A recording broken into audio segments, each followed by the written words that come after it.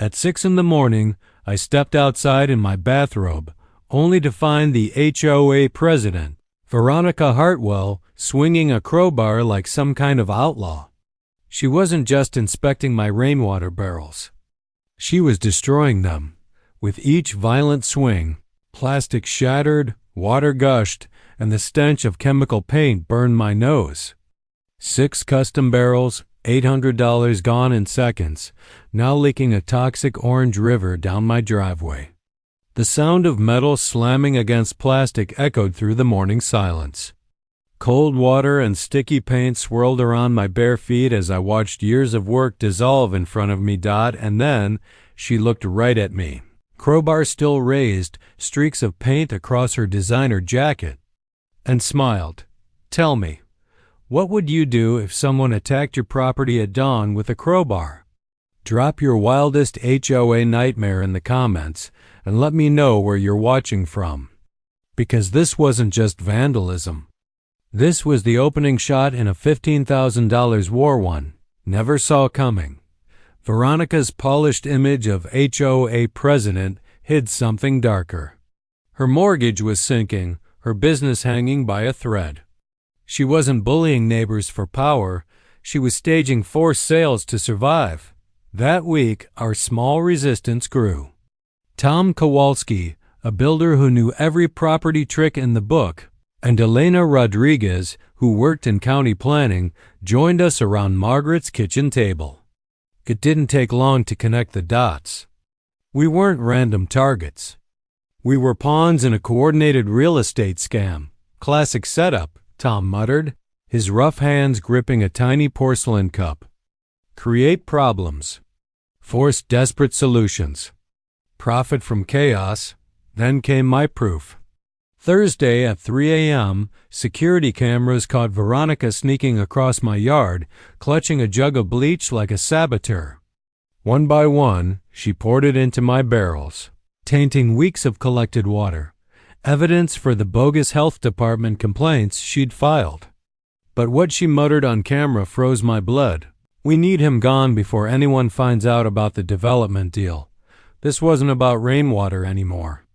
It was about dismantling an entire community for profit." Veronica doubled down with a neighborhood safety forum staged like a courtroom drama.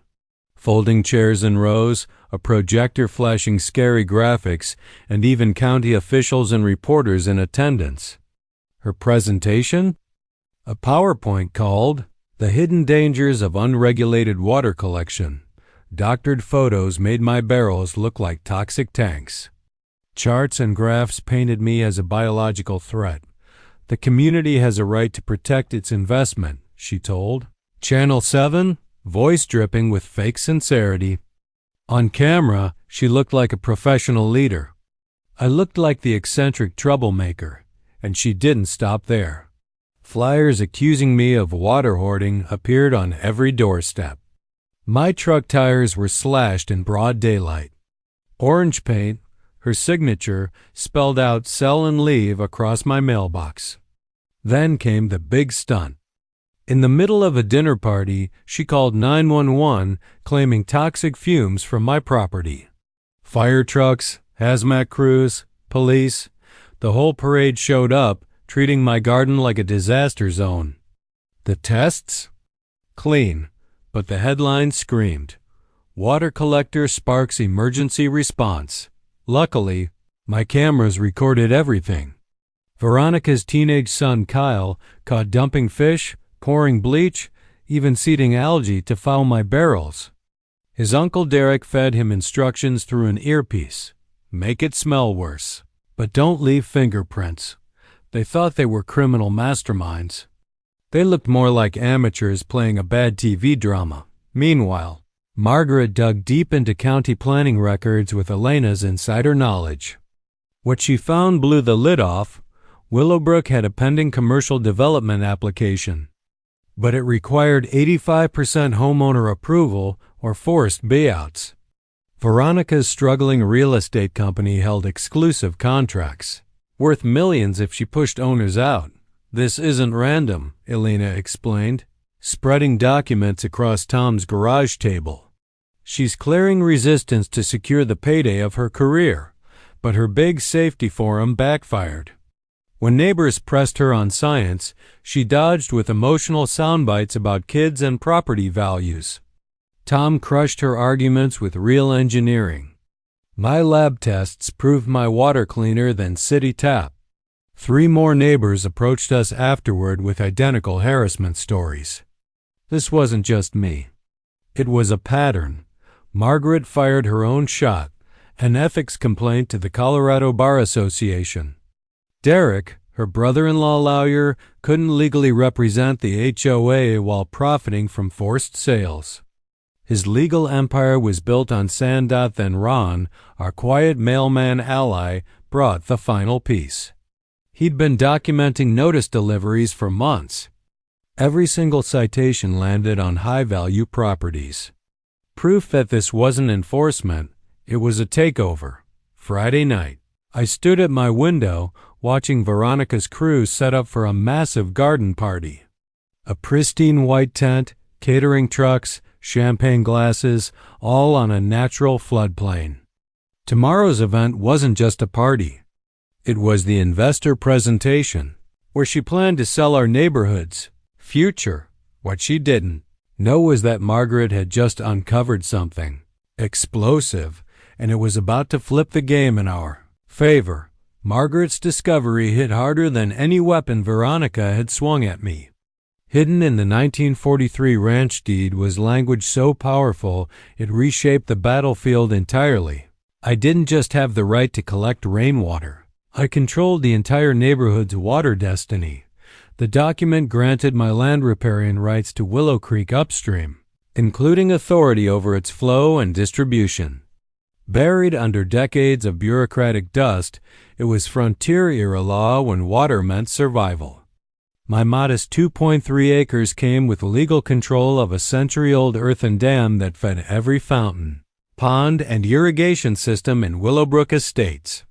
Every manicured lawn, every investor's promised lakefront view, all of it existed at my discretion.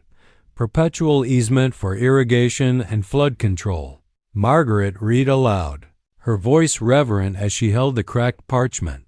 The smell of leather and dust mingled with fresh coffee, the scent of forgotten power, rediscovered. Colorado's Constitution made water rights supreme, carved into law since statehood. HOA covenants, municipal codes, even Derek's carefully drafted filings, all of it collapsed under the single truth. He'd knowingly gambled no one would dig this deep. Saturday afternoon, Margaret and I hiked upstream.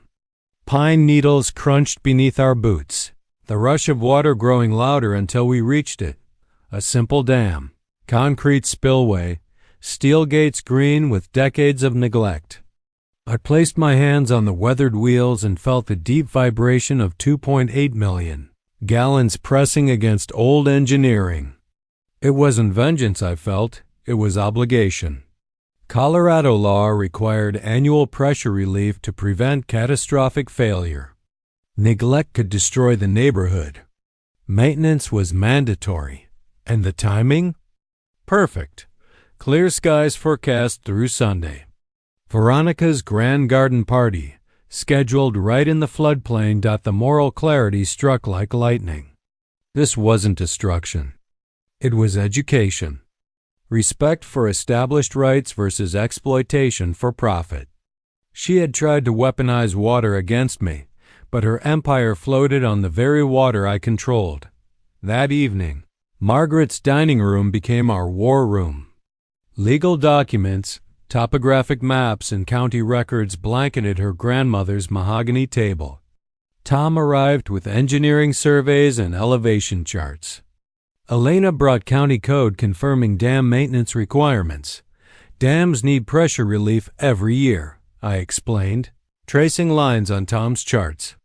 It's not revenge. It's basic engineering safety that's been required since 1943. I showed them photos from the '95 spring flood. The exact spot where Veronica planned to wine and dine investors?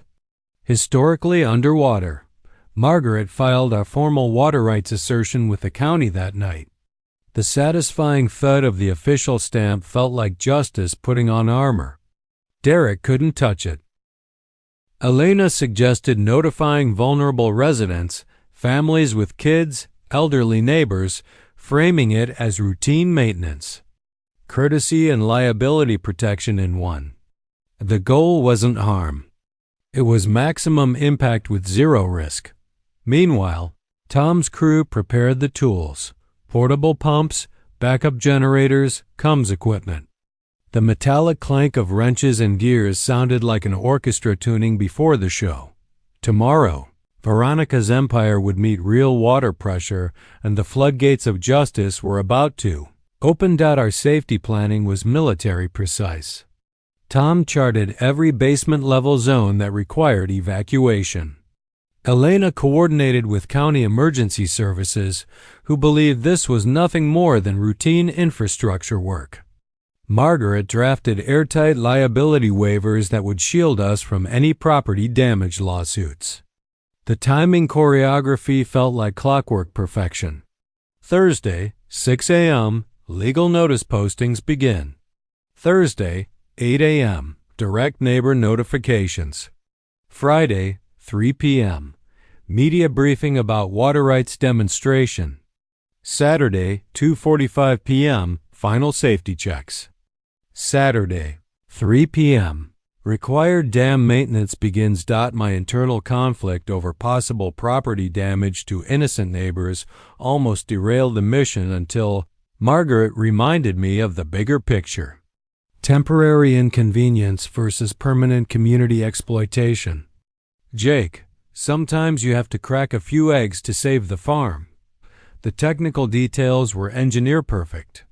Dam capacity: 2.88 million gallons at current dangerous levels. Maximum safe release rate: 50,000 gallons per hour. Flood duration: 3 to 4 hours to fully cover the party zone. Projected water depth: 6 to 18 inches. Costly chaos, not catastrophic disaster. Research uncovered the cruel irony of Veronica's chosen theme: waterfront elegance. She'd installed temporary wooden dance floors over grass, rented delicate white pavilions, and placed fragile catering setups at the lowest elevation point. Her investor promise: exclusive lakefront opportunities. My moral compass locked on Sarah's memory. That night in her memorial garden, the scent of her favorite roses in the cool mountain air, I whispered my plan to her headstone. She would want me to defend our neighbors from exploitation. I told her, touching the wedding ring I wore on a chain. The community benefit narrative was critical for media messaging. Tomorrow's attention would highlight water conservation, neighborhood rain collection systems, and fund an environmental engineering scholarship in Sarah's name. This wasn't sabotage, it was education wrapped in protection.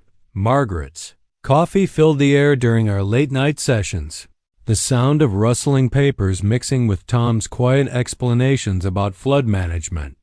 My calloused fingers traced drainage maps while Elena confirmed notification requirements. Veronica's elaborate setup, caught on my security cameras, was almost too perfect. White tents rising like targets in the floodplain, catering trucks unloading fragile equipment, professional lighting rigs perched in zones that would be underwater by 4 o'clock. P.M. Tomorrow.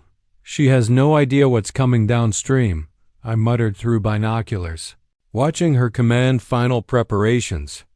She was building her own downfall while plotting mine. Friday evening became my final ritual.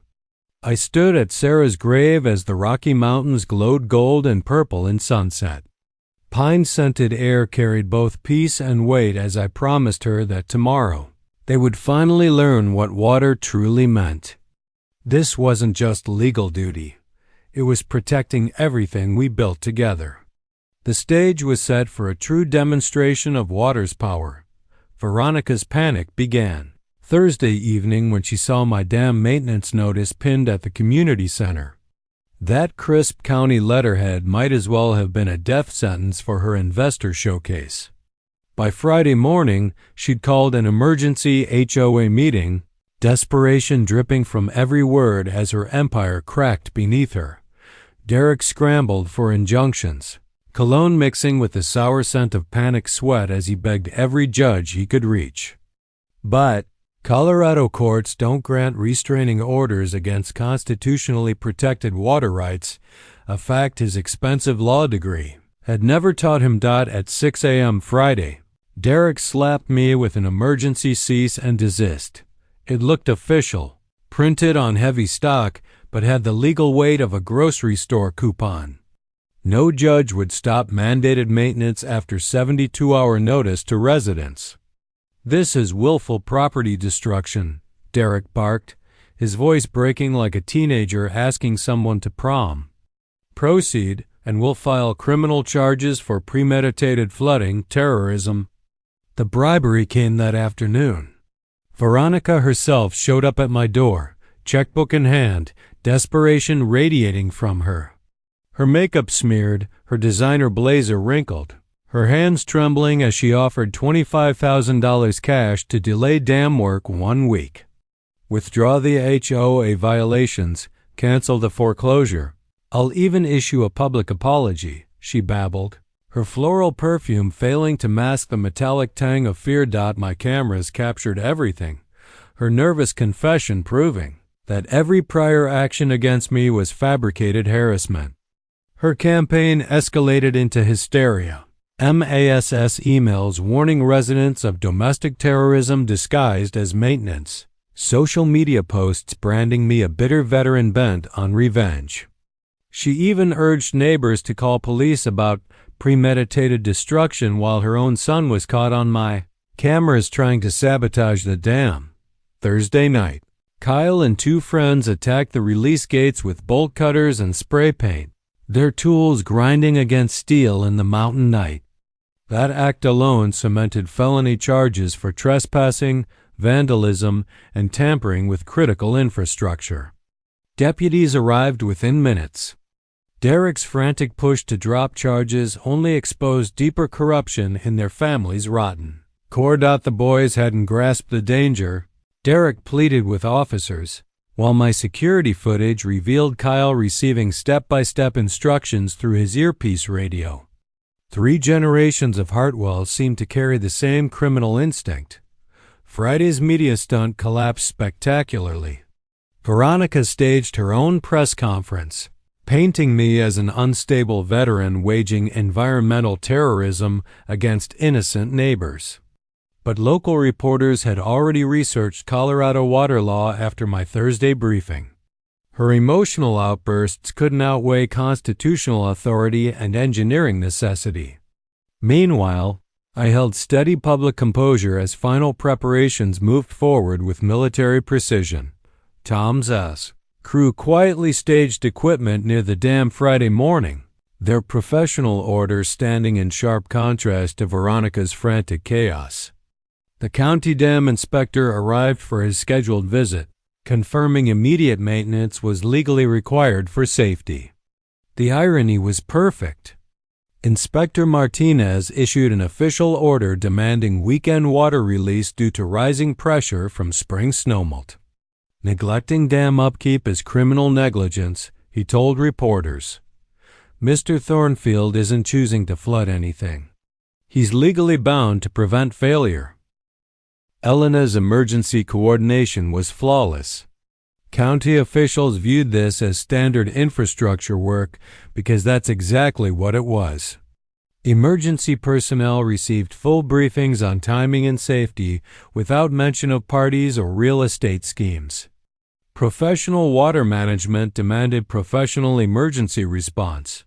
Friday afternoon, Margaret and I walked into Derek's office. Her legal documentation left him visibly sweating through his expensive suit. "You can't block legal obligations with restraining orders," she explained calmly, like teaching remedial law to someone who should have known better. Derek realized too late his entire defense stood on constitutional quicksand. The neighborhood awakening accelerated beyond Veronica's grasp. 17 residents now openly supported my water rights claim after uncovering their own harassment evidence. By Friday evening, an informal gathering at Tom's garage revealed a pattern of systematic targeting that made our stand look more like a neighborhood revolution. That evening brought the perfect sensory buildup. Wind whispered through pine trees, making the dam's water lap harder against containment walls.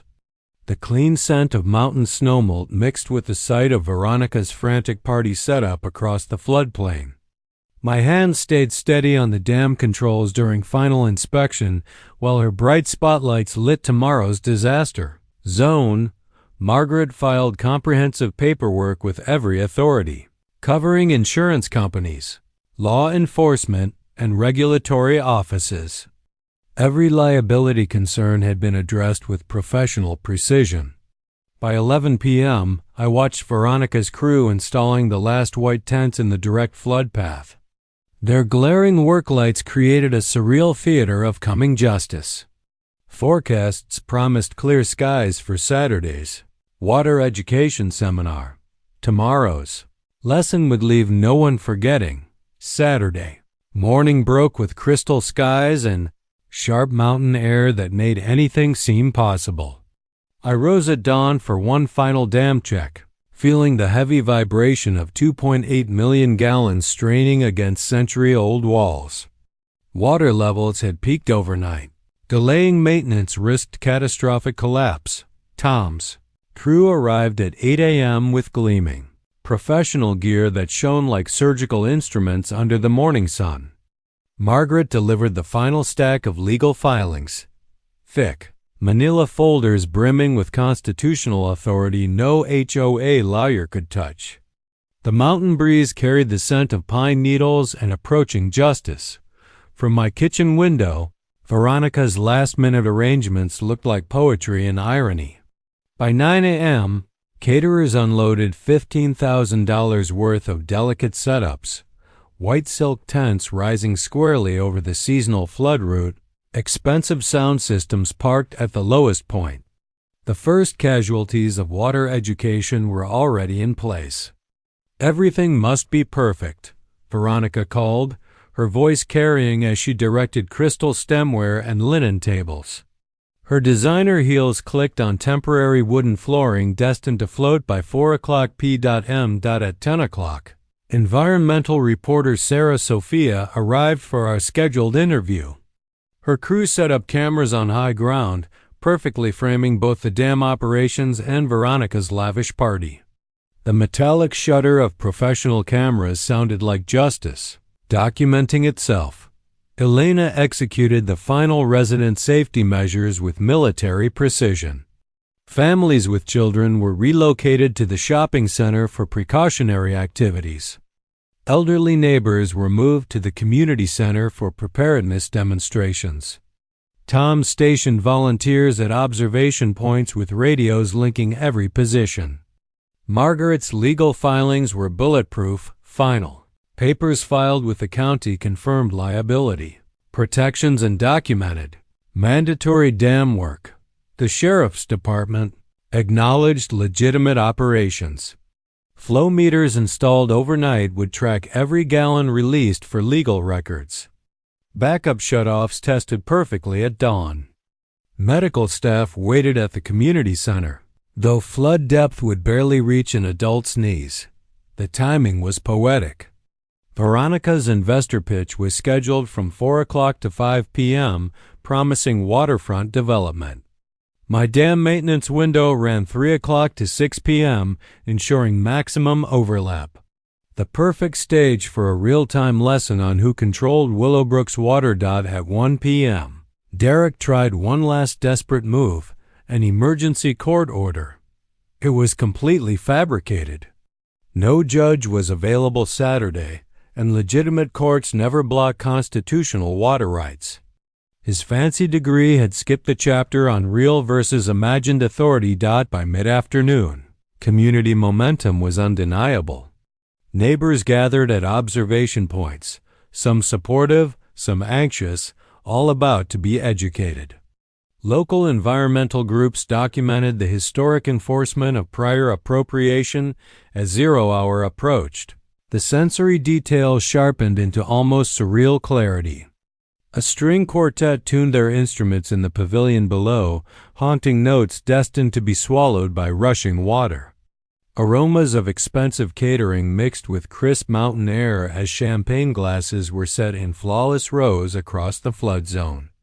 Sunlight bounced off polished silver and crystal, dazzling like diamonds marking targets. At 2:45 p.m., Inspector Martinez delivered the final authorization. The dam structure requires immediate pressure relief for public safety, he told the gathered press. This is mandated maintenance, not optional management. His official declaration would shield us from any legal fallout. Standing at the century-old controls, Sarah's wedding ring cool against my chest, the moral framework crystallized. This wasn't revenge. It was education about respecting existing rights while upholding obligations that kept everyone safe. Margaret's conversation with Martinez confirmed what my engineering instincts already knew. Earthen dams require annual maintenance to prevent collapse. The choice wasn't controlled flooding versus no flooding. It was controlled maintenance or catastrophic failure. Reporter Sophia captured the perfect soundbite. Water law protects communities from exploitation by ensuring constitutional priorities no private group can override. Her words framed technical truth in language the public could understand. Then the countdown began. 2:55 p.m. all systems checked, green. 2:58 p.m. final sighting. Veronica greeting Denver investors in the pavilion below. 2:59 p.m. my hands braced on the steel wheels, steady as granite. 3 p.m. sharp. The moment arrived. I turned the release valves with ceremonial precision. The grinding of aged steel echoed across the valley like a cathedral bell tolling justice. 50,000 gallons an hour surged downstream, a deep rumble of controlled power that thrilled my engineer's soul. Beginning. Required dam maintenance for structural safety. I told Sophia's microphone, my voice firm and measured. This is legally mandated infrastructure, not retaliation. By 3:15, guests began hearing the low roar rolling through pine trees. Their champagne chatter faltered as the sound grew nearer. Veronica's laughter rang out, brittle and false. Just the fountains cycling, nothing to worry about. Gentlemen, investors smiled. Mistaking the oncoming tide for planned water features, 3:20 p.m., the first stream entered the party zone, curling around pavilion edges like a mountain creek reclaiming its path. Caterers frowned as shoes and white uniforms dampened under buffet tables. The quartet still played Mozart, strings quivering as water licked their cases. Minor overflow. Nothing serious, Veronica insisted, voice pitched too high. Our water features are simply robust. By 3:25, water was 4 inches deep. White silk pavilion drapes wicked moisture upward, transforming into watercolor canvases. Investors lifted expensive shoes, muttering about evacuation plans. Veronica dialed Derek in desperation, shrieking into her phone, "Stop this immediately. This is terrorism, not maintenance." 3:30 p.m. the real flood arrived. Depth rose to 8 inches and climbing. Catering tables floated like elegant barges, $15,000 worth of food scattering across the tide. Sound equipment sparked and hissed, dying in bursts of static. Guests scrambled for higher ground, abandoning champagne glasses that glittered like drowned diamonds. Nature had reclaimed Veronica's stage. At 3:35. Sophia narrated live. This is the enforcement of century-old water rights, which override all private property agreements, including HOA covenants. Her cameras captured Veronica waist-deep in humiliation, heels ruined, white blazer soaked, screaming at investors now fleeing for dry land. Her empire dissolved in the very water she had tried to weaponize by 340. I stood at the observation point with a megaphone addressing 50 gathered neighbors. "This is controlled infrastructure maintenance," I declared, my voice carrying with engineering authority. "The alternative would be catastrophic failure destroying everything." Margaret stood beside me, holding the stamped legal documents like holy writ, radiating calm certainty. Tom manned the equipment, Elena coordinated officials, and every angle was airtight. 3:45 p.m. a moment of confrontation. Veronica stormed uphill, dripping and furious, her mask of control washed away with her makeup.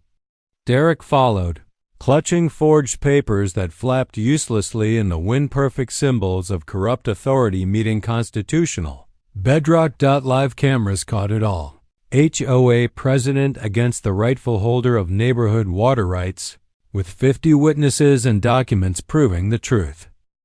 "You've destroyed everything," Veronica screamed, her soaked figure trembling with rage. "This is terrorism." She howled. I met her fury with steady calm. "This has required dam maintenance," I said, voice like steel. "Perfectly legal under Colorado constitutional law." Derek's fake orders fluttered in his hands like surrender flags. Doctrine with professional enthusiasm. Tomorrow's revolution was already here. Derek waved soggy papers in defiance. "We have court orders," he shouted. Margaret didn't even flinch. "Those are fabricated," she replied, her voice cutting like a scalpel. "No legitimate court issues restraining orders against constitutional water rights." The crowd murmured approval, truth washing away manipulation in real time. Sophia's camera caught every word, and Inspector Martinez confirmed what everyone already knew. This was essential maintenance, not sabotage. I raised my voice to neighbors and cameras alike. "This is why water rights matter. Constitutional protections exist to stop exactly the kind of exploitation you've just witnessed." 3:50 p.m. My mic drop moment arrived as Veronica's empire literally drowned around her. "Prior appropriation means first in time, first in right," I declared. "My rights are senior to your schemes, your harassment, and your fraud. This is what happens when you gamble against constitutional law." The flood swirled around her ankles, carrying away the last illusions of control.